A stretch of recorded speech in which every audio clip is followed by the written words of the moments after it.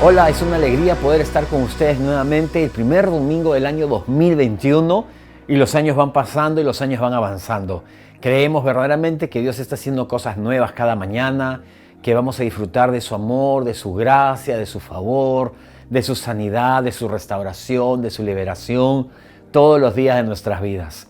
Y siempre al iniciar nosotros creemos lo que la palabra dice en Proverbios 18:21, que en el poder de la lengua se encuentra la vida y la muerte. Por eso empezamos siempre declarando palabras de bendición sobre nuestras familias, sobre nuestros seres queridos, sobre los que están alrededor de nosotros. Así que vamos a decirles todos juntos: en el nombre de Jesús, yo bendigo tu vida, tu familia, tu descendencia.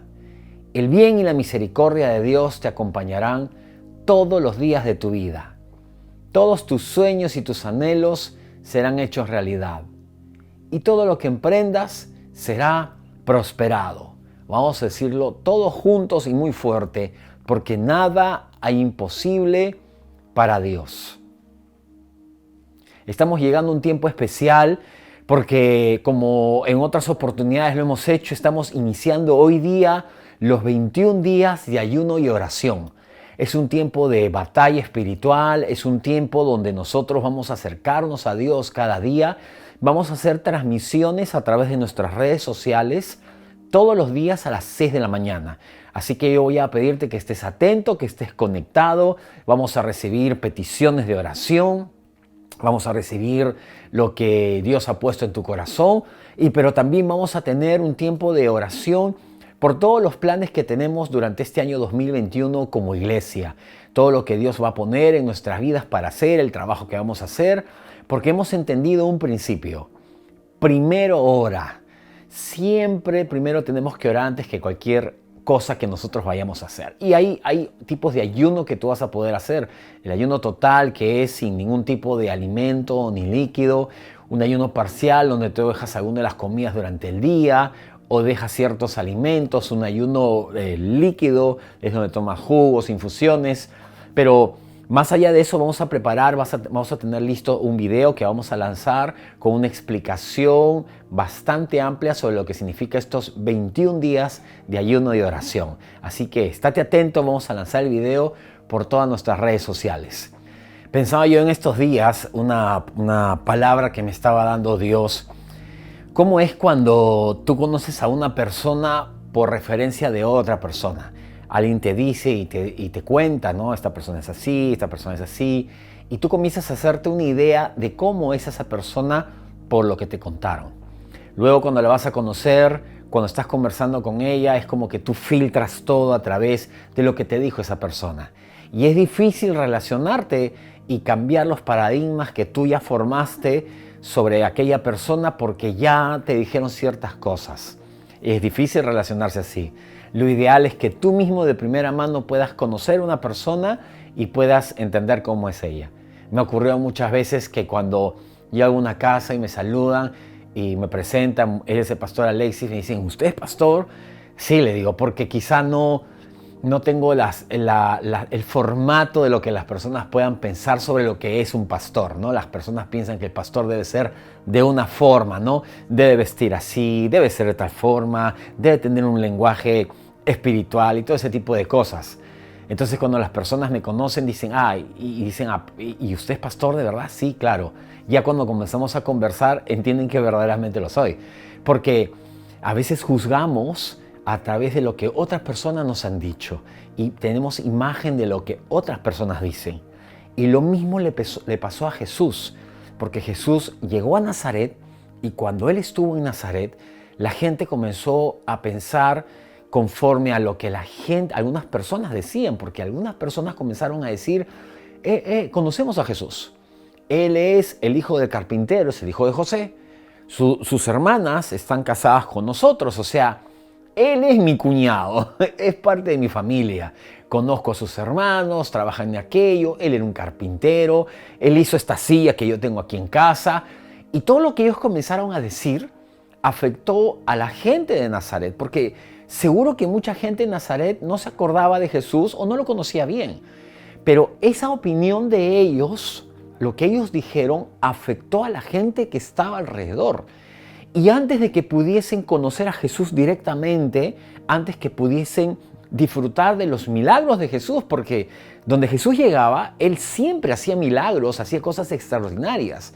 Pero la Biblia subraya el hecho de que cuando llegó a Nazaret, no pudo hacer muchos milagros, solamente hizo unos cuantos, porque la referencia de estas personas contaminó la mente de los que estaban en Nazaret y no pudieron recibir de Jesús. Ya no lo miraban igual, no esperaron a conocerlo a Jesús y que Él les dijese de primera mano, yo soy el Hijo de Dios, sino que cuando Él venía, ellos ya pensaban, Él es un carpintero.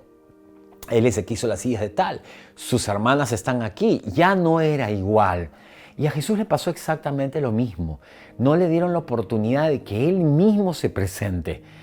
Y seguramente te puede haber pasado aún a ti mismo, que las personas tenían una idea acerca de ti sin conocerte, sin que te dieran una oportunidad de que pudiesen interactuar contigo, conversar contigo para pensar realmente qué piensas tú, cómo es tu vida, cómo es tu familia. Y eso mismo ocurrió con Jesús. Por eso creo que hay unas cosas importantes que nosotros debemos entender para empezar bien este año 2021. Es cómo conocemos nosotros a Jesús. Y de hecho tú puedes pensar que lo conoces. Me puedes decir, bueno, pastor, yo tengo 5 años de creyente, 10 años de creyente, 15 años de creyente, ya leí la Biblia varias veces. Pero déjame decirte que eso no quiere decir que necesariamente conozcas a Jesús. Porque los fariseos, y no quiero decir que tú seas un fariseo, pero los fariseos también decían conocer a Dios. Sin embargo, cuando Jesús llegó, no pudieron reconocerlo, porque ellos ya tenían una idea acerca de cómo era Dios, lo tenían dentro de una cajita, lo tenían ya con ciertos parámetros, lo tenían acomodado a sus vidas y no permitían que vaya más allá. Entonces, cuando tú no conoces a Dios o no permites que Dios se muestre más en tu vida, no lo vas a poder seguir conociendo. Yo quiero que podamos entender esto también. Nos vamos a pasar toda la eternidad conociendo a Dios. Estamos hablando de un Dios infinito, de un Dios todopoderoso.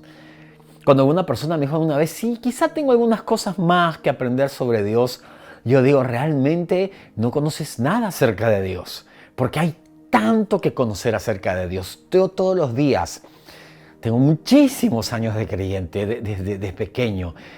No sé cuántas veces puedo haber leído la Biblia y más de 20 años de ministerio. Sin embargo, todo el tiempo estoy aprendiendo más y más de Dios porque no lo limito en una caja, no le pongo límites. No digo, bueno, ya conozco esto de Dios o Dios hace las cosas de esta forma y no hay otra. No, siempre estoy esperando lo nuevo que Dios va a hacer, cómo se va a mover en mi vida, lo que yo voy a ver alrededor. Quiero conocerle más de Dios. Y yo quiero hablarte de esto, acerca de esto el día de hoy. Las Escrituras dicen que hay algo de lo que te podrías jactar. Fíjate, este es un texto extraordinario porque creo que en las Escrituras nunca encuentras tú un versículo que diga, bueno, saca pecho de esto, tienes que jactarte de esto, o puedes vanagloriarte de aquella cosa. Es muy difícil encontrar algo así, pero este versículo lo menciona. Y dice Jeremías en el capítulo 9, versículo 24, quien se quiera vanagloriar, que se vanagloríe de entenderme y conocerme. Jeremías explica en los versículos anteriores que el hombre normalmente se vanagloria en 3 cosas o de 3 cosas: en la sabiduría, en las riquezas y en la valentía. Aquellos que poseen la sabiduría y pueden resolver grandes cosas, aquellos que son valientes y no le tienen miedo a nada y ganan las guerras, las batallas, o aquellas personas que poseen riquezas y pueden hacer grandes cosas. La palabra dice, no te vanaglories por ninguna de estas 3 cosas, sino que hay algo verdaderamente en lo que tú podrías vanagloriarte y es de conocer a Dios. Y conocer a Dios es un proceso de toda la vida, es un conocimiento constante. El problema con el hombre es cuando entra en un estado de religiosidad y de pronto piensa que ya conoce a Dios y que de allí no se va a mover. Y no es así porque es un conocimiento constante. Ahora, hay 2 palabras claves dentro de este texto. En este versículo hay 2 palabras claves. La primera dice entenderle. Esta es la palabra sakal, ¿ok? Esta es la primera palabra. Dice, gloríese en entenderme. Y esto habla acerca de la seriedad al hablar o entender. Dice la persona circunspecta, aquellas personas que callan un momento y comienzan a escuchar con atención para entender esto. Es lo que ocurrió con María, cuando el ángel vino y le habló y le dijo que a través de ella iba a nacer el Salvador, el Mesías. Lo que ella hizo fue callar y comenzar a meditar en eso. Que eso tiene que ver con entender cómo actúa la persona. También significa ser inteligente, significa pensar, significa prosperar, significa ser prudente. Imagínate, está ligado a este mensaje.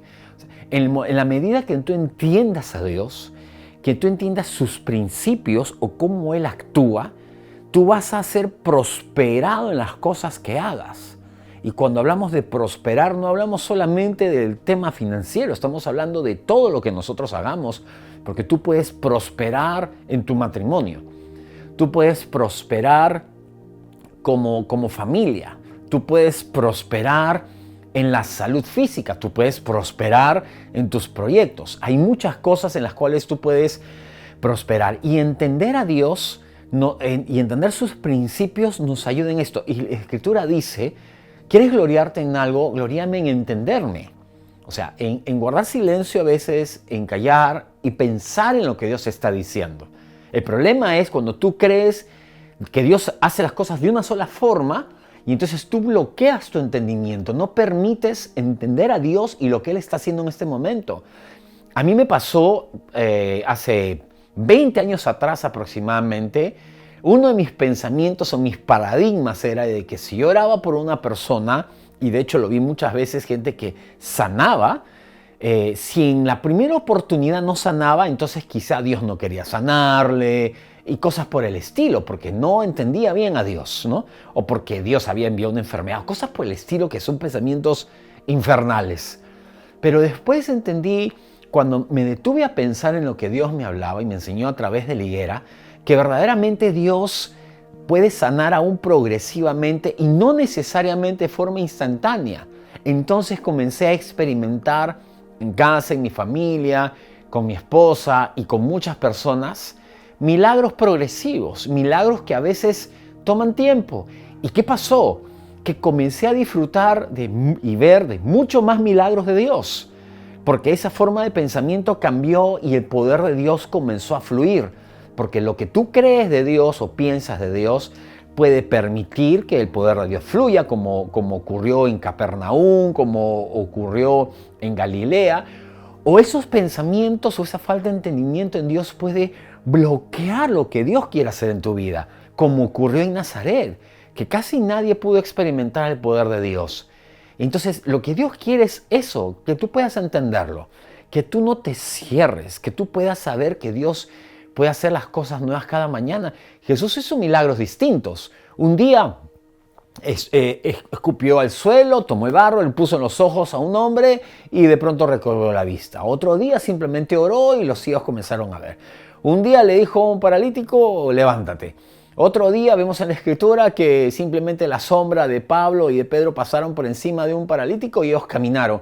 Dios es creativo, Dios se mueve constantemente. Tenemos que tener expectativas de Dios y hacer como María, pensar, meditar y tratar de entender. ¿Y esto te lleva a qué? Te lleva a prosperar. La segunda palabra es conocerle. Y esta es la palabra yadá. Y esto significa conocerle de forma directa, indirecta. El significado de esta palabra hebrea es muy amplia. Cuando dice de conocer a Dios, habla de conocerlo en todas las facetas, pero hay algo que me llevó a mí a pensar mucho en este significado, porque la palabra principal que se traduce de Yadá es la palabra ver. Y cuando hablas de ver, está hablando de una cercanía, de alguien con el cual tienes contacto constantemente, de alguien con el cual tú estás conversando. O sea, no solamente es un jefe, ¿no?, con el cual tú puedes saber cómo actúa y lo entiendes, ya te adaptaste. Pero conocerle, que es la palabra yadá, significa tener una relación cercana o íntima de tal forma que tú lo comienzas a conocer en todas las áreas. No hay nada mejor que tú pases tiempo con Dios y que puedas conocerle y estar con Él frente a frente. No hay nada mejor que eso. Esto está relacionado con la intimidad, con cómo es Él. Como cuando tú conoces a alguien, realmente sabes cómo es, cómo vive, qué piensa, qué siente. Y de hecho tenemos su palabra misma, el Logos, las Escrituras, que nos hablan acerca de Dios de primera mano y nos dicen cómo es. Ahora, hay una persona indispensable en este proceso de poder conocer a Dios, ¿ok? Que es el Espíritu Santo. Y mira lo que dice la Escritura. 1 Corintios 2:11 dice lo siguiente: porque ¿quién de entre los hombres puede saber las cosas del hombre, sino el espíritu del hombre que está en él? Asimismo, nadie conoce las cosas de Dios, sino el Espíritu de Dios. El Espíritu Santo es clave en conocer a Dios. La Escritura dice con claridad que es el mismo Espíritu Santo quien conoce lo interior de Dios. Imagínate, nunca en la historia el hombre tuvo un acceso tan grande a Dios, porque el Espíritu Santo conoce lo que Dios piensa, conoce lo que Él siente, conoce lo que Él quiere. Si tú te relacionas con el Espíritu Santo, definitivamente vas a estar en conexión directa con lo que es la voluntad de Dios, lo que Él quiere para tu vida.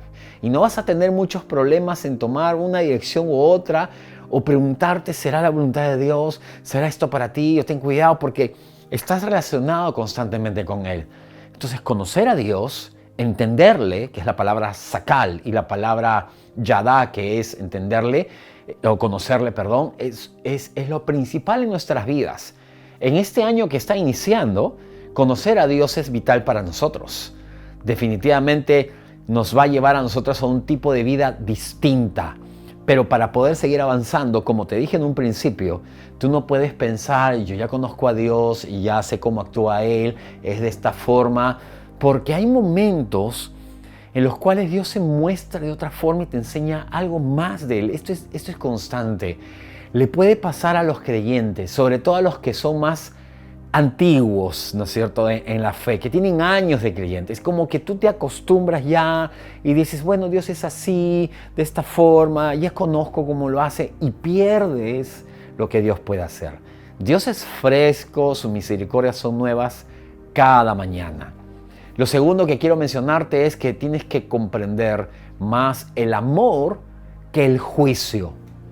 He conocido muchas personas que cuando me hablan de Dios, lo primero que me mencionan es Dios como juez o el juicio de Dios. Cuidado que Dios te va a castigar, cuidado que Dios te va a corregir, cuidado que Dios te va a disciplinar, cuidado que Dios te va a golpear, cuidado que Dios va a hacer esto, cuidado que Dios te va a enviar lo otro. Y yo creo que ese tipo de pensamiento ocurre porque no conocen a Dios. Y tú puedes decir, pero ¿cómo, pastor? ¿Pero cómo eso? ¿No es cierto? Es porque no conoces a Dios.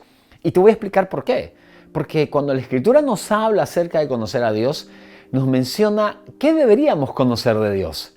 Y Pablo lo menciona en el libro de Efesios, en el capítulo 3, verso 24. Por eso yo me arrodillo delante del Padre de nuestro Señor Jesucristo, de quien recibe su nombre toda familia en los cielos y en la tierra, para que por su Espíritu y conforme a las riquezas de su gloria, los fortalezca interiormente con poder, para que por la fe en Cristo habite en sus corazones y para que, arraigados y cimentados en amor, sean ustedes plenamente capaces de comprender con todos los santos cuál es la anchura, la longitud, la profundidad y la altura del amor de Cristo, en fin, que conozcan ese amor que excede a todo conocimiento para que sean llenos de toda la plenitud de Dios. Aquí un problema grande porque cuando leemos las cartas de Pablo, nosotros entendemos la gracia y el amor de Dios. Y cuando las personas hablan normalmente de Dios y le hablan a la gente, empiezan hablando sobre el juicio y lo mal que te va a ir y cómo Dios te va a castigar y todo lo demás. Y aún dentro de la iglesia se ha formado muchas veces una cultura de juicio y hablando de Dios de esa forma. Sin embargo, Pablo no oraba por eso. la Escritura no dice porque cimentados en la justicia o el juicio de Dios, o cimentado en la forma como Dios te puede castigar o te puede ir mal por las cosas que tú has hecho. No dice eso la Escritura, dice cimentados en amor. Quiere decir que eso es lo que te sostiene. ¿Por qué enseñamos tanto de la gracia y del amor de Dios? Muy sencillo, porque Pablo nos enseña que nosotros debemos estar arraigados, como una planta está arraigada y eso le sostiene y se nutre del suelo y se alimenta de eso, arraigados y cimentados en el amor de Dios. Y eso es lo que me sostiene, no el juicio de Dios. Entonces, conocer a Dios es conocer el amor de Dios. ¿Por qué? Porque no tienes que conocer, no estás conociendo tú a un juez, estás conociendo a tu papá, a tu padre. Y Jesús, cuando habló una y otra vez, vino a mostrarnos al Padre y no al juez. La religiosidad ha enseñado muchas veces que Dios actúa de una u otra forma. Pero cuando tú lees la Escritura y te dice cómo debes conocer a Dios, dice, cimiéntate en el amor de Dios, no en el juicio y lo que Él vaya a hacer en tu contra. Y de hecho Jesús llevó la paga por todo eso. Sin embargo, la Escritura dice, cimiéntate en el amor de Dios. Pablo dice, yo oro para que ustedes conozcan el amor de Dios, para que ustedes puedan saber cuán ancho, cuál es, ¿no es cierto?, cuál es la longitud de ese amor, cuál es la altura y cuál es la profundidad. Yo no creo que exista una persona en todo el mundo que ya haya descubierto todas esas dimensiones. Estamos en el proceso de descubrir eso, pero ese es mi cimiento, ese es donde yo estoy arraigado, en ese amor de Dios, en esa expresión de Dios para mi vida. Y termina diciendo la Escritura que eso me lleva a mí, escucha bien, entender eso me lleva a mí a recibir toda la plenitud de Dios. O sea, cuando yo voy a recibir, ¿cómo yo voy a recibir la plenitud de Dios en mi vida? Conociendo su amor, conociendo cómo Él me ama. Por eso es que empleamos, como decía, tanto tiempo en enseñar del amor de Dios, porque Pablo mismo nos enseña una y otra vez y nos explica cómo es que tenemos nosotros que hacerlo, porque inclusive el Espíritu Santo dice, y la riqueza de su gloria nos llevan a esto, nos llevan a este punto para que seamos capaces de poder comprender todo esto y a fin dice que conozcamos ese amor de Dios. Es muy importante. Juan 14:9 dice, Jesús le dijo, hace ya tanto tiempo que estoy con ustedes y tú, Felipe, ¿no me has conocido? El que me ha visto a mí, ha visto al Padre. ¿Cómo entonces dices, muéstranos al Padre? Imagínate esta escena, ¿no? Jesús estaba con los discípulos mucho tiempo. Ellos, todos los discípulos, habían crecido formados bajo la ley. Y ellos estaban acostumbrados a lo que la ley decía. Y la ley siempre traía un juicio sobre las cosas que tú hacías. Tú recibías de acuerdo a lo que tú merecías. Eso era la ley. Pero cuando vino Jesús, Jesús no les muestra al juez, sino les muestra al Padre. Y Él muestra su amor y su misericordia, como lo hizo con el leproso al borde del monte después del sermón que Jesús dio, o como lo hizo con la mujer samaritana cuando se acercó a ella, o como lo hizo con María Magdalena cuando ella se acercó a hablarle, le mostró misericordia y le perdonó. Ese es Jesús. Ese es Jesús. Y muchas veces quizá tú has dicho de Dios lo que has escuchado a otras personas decir o ciertas enseñanzas con respecto a Dios, que Dios está trayendo juicio al mundo, Dios está castigando y castigando y castigando. Y cuando tú ves a Jesús, Jesús le dice a Felipe, que había sido formado dentro del ámbito de la ley, le dice, tanto tiempo estoy contigo y no me conoces aún. Y es extraordinario entender a Jesús. Fíjate lo que dice la Escritura acerca de Jesús. Que así como es Jesús, es nuestro Padre también. Recuerda que lo más importante en nuestras vidas es conocer a nuestro Padre. Y Dios nos autoriza a sacar pecho por eso. Dice, como le leímos al principio de Jeremías, ¿tú quieres jactarte de algo? Jáctate en esto, en que conoces a Dios. Conoces de su amor, de su fidelidad, de su misericordia. Lo conoces a Él. La palabra de Dios dice lo siguiente. Juan 14:9. Lo voy a volver a leer. Jesús le dijo, hace ya tanto tiempo que estoy con ustedes y tú, Felipe, no me has conocido, el que me ha visto a mí, ha visto al Padre. ¿Cómo entonces dices, muéstranos al Padre? Jesús fue claro en esto. Si tú ves a Jesús, tú entiendes cómo es el Padre. En el Antiguo Testamento tuvo una manifestación de Dios de forma progresiva. A través de los siglos se fue mostrando características de Él, nombres. El Señor es mi estandarte, el Señor es mi sanador, el Señor es mi fortaleza, el Señor es mi castillo, el Señor es mi refugio. Todos esos nombres de Dios que tú conoces mostraban un área de Dios. Pero cuando vino Jesús, Jesús dijo que Él había mostrarnos al Padre. Esa es la revelación final de todo esto. En la restauración de los tiempos, porque la Escritura dice que cuando habla de Adán, dice Adán, hijo de Dios. Dios no vio a Adán como una criatura. La Biblia dice que era su hijo. ¿Cómo tratas tú a tu hijo? No pierdas la perspectiva. La religiosidad te va a llevar a pensar a Dios como un Dios lejano, un Dios ajeno a tus necesidades, un Dios que no esté interesado en las cosas pequeñas de tu vida. No es así, porque Él es nuestro Padre y Él está interesado en cada aspecto de tu vida, en cada área. Todo es importante para Él, porque es tu papá y porque Él es mejor Padre de lo que tú eres y siempre lo será. Entonces, ver a Jesús significa ver a nuestro Padre, ¿ok? ¿Qué dice la Escritura acerca de Jesús? Porque si entendemos a Jesús, comenzamos a entender al Padre. ¿Qué dice la palabra de Dios acerca de Jesús? Dice en Mateo capítulo 4, versículo 23, y recorrió Jesús toda Galilea, enseñando en las sinagogas de ellos y predicando el evangelio del reino y sanando toda enfermedad y toda dolencia en el pueblo. Y se difundió su fama por toda Siria y le trajeron todos los que tenían dolencias, los afligidos por diversas enfermedades y tormentos, los endemoniados, lunáticos y paralíticos, y los sanó.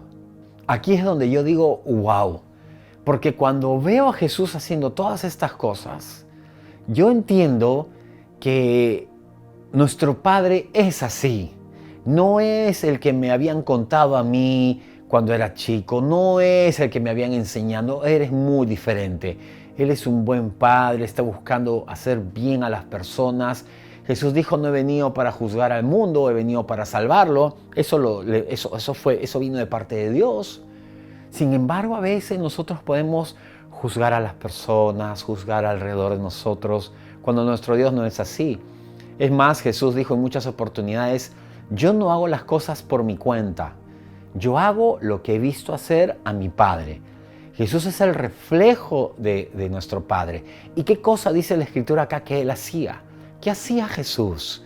Y eso me da mi confianza porque, como te dije al inicio de este mensaje, a veces tú puedes conocer a las personas de referencia por terceras personas que te dicen esa persona es así, así, así. Te dijeron muchas cosas acerca de Dios.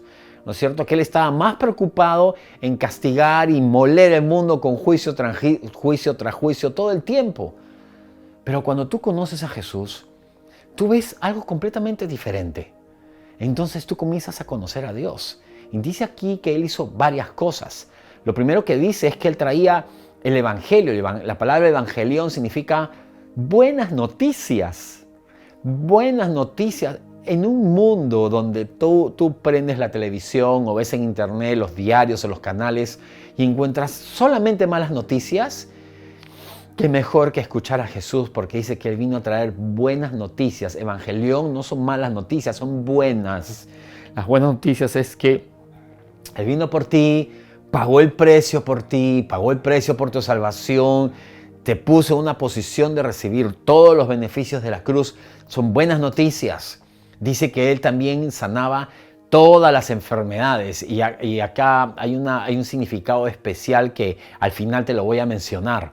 Dice que Él sanaba también todas las dolencias. Esta palabra es muy importante porque es la palabra malquía, que significa literalmente depresión, que es la enfermedad de esta época. Mucha gente sufre de depresión. Mucha gente se hunde dentro de sus sentimientos o las situaciones que viven y llegan a la depresión. Y por eso mucha gente a veces ha pensado o ha tenido pensamientos suicidas. Nosotros conversamos con muchas personas y les ayudamos. Personas que han tenido pensamientos suicidas a causa de la depresión. Pero dice que Jesús vino a sanar todas esas dolencias, Malquías, depresión. Dice también que Él vino a sanar toda dolencia. Esta es otra palabra, la palabra kakos, que significa mal o maldecir. Está hablando acá de maldiciones, maldiciones que pueden venir por palabras que has proferido, palabras que han lanzado contra ti, por brujería, hechicería o maldiciones generacionales. Dice que Jesús vino a sanar todo ello. Dice también que Él sanó diversas enfermedades. Esta palabra diversa significa multicolor. Habla de muchos tipos de enfermedades, pero todo ese paquete de enfermedades Jesús lo vino a sanar. Dice que Jesús sanaba a la gente de diversos tormentos. Y esto habla de el significado literal de esta palabra es piedra de tormento, o también significa irse al fondo. Es como cuando una persona está atormentada por varias cosas y llegó al fondo.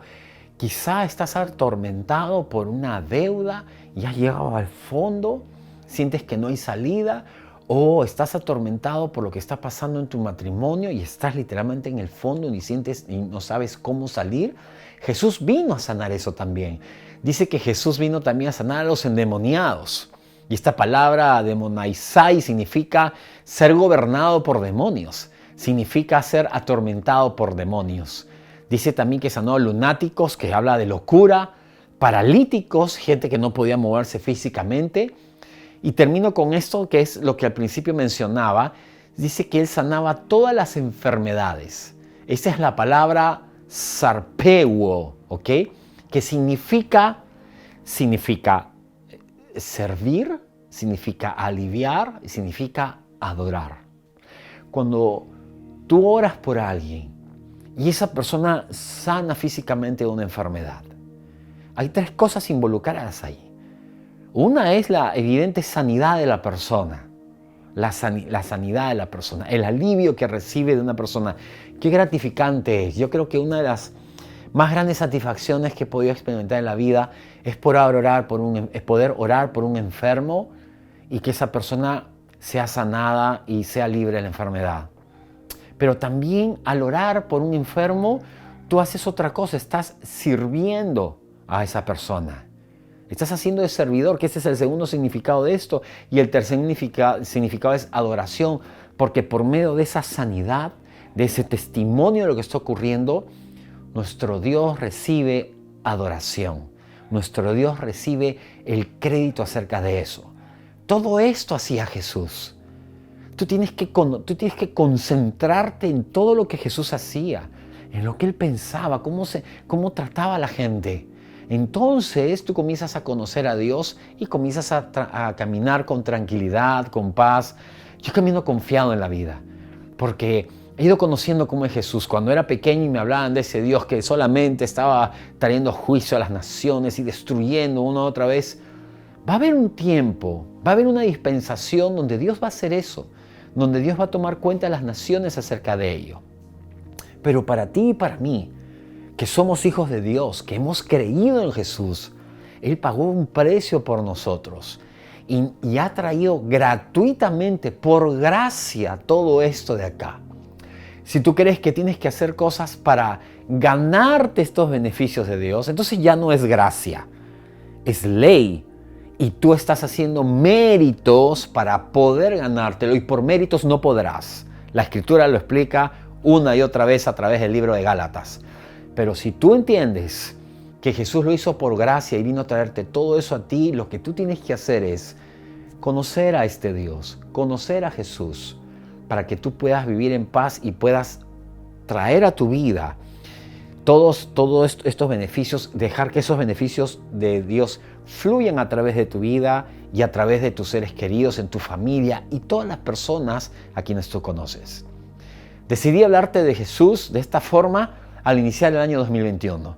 Estamos empezando los 21 días de ayuno de oración, va a ser un tiempo de batalla espiritual, pero también es el primer domingo de todo este año. Y yo creo que este es el fundamento. La palabra de Dios dice que Jesús es la roca sobre la cual nosotros tenemos que estar parados. ¿Podrá venir tempestades? Jesús dijo, sí, vendrán tempestades, pueden venir, pero si tú estás parado firme en esa verdad, cimentado y arraigado en el amor de Dios, entonces tú vas a estar en pie y después que pase toda la tormenta, tú vas a prevalecer. No quiero terminar ese tiempo sin darte la oportunidad de aceptar a Jesús como tu Señor y Salvador personal. Quizás nunca hiciste una oración de este tipo.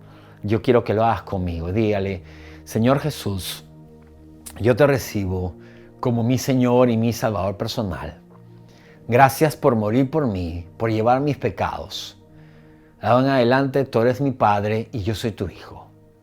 En el nombre de Jesús, amén. Si has hecho esta oración, déjame decirte que ahora tú eres un hijo de Dios. Comunícate con nosotros, queremos ayudarte y guiarte en este tiempo nuevo para tu vida. Yo quiero orar por ti.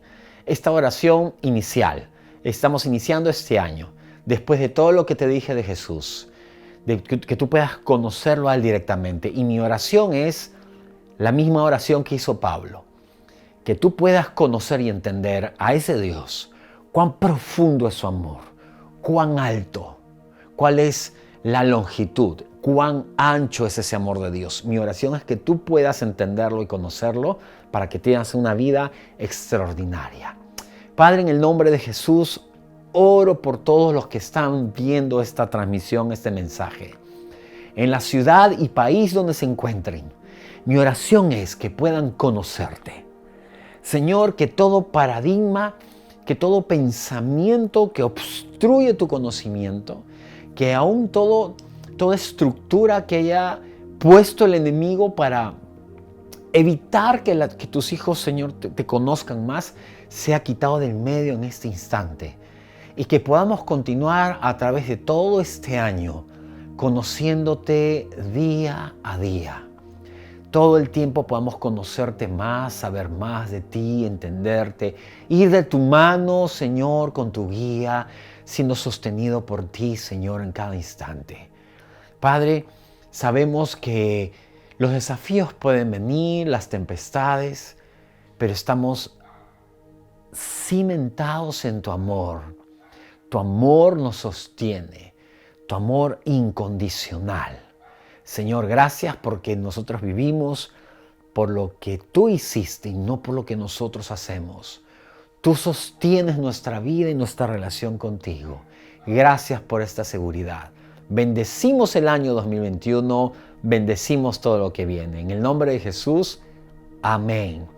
Yo sé que vienen días extraordinarios para ti. Recuerda esto, cada día va a ser un día nuevo para conocer acerca de Dios mucho más. Y como siempre lo decimos, porque nuestro Dios siempre actúa así, nuestros mejores días están por venir.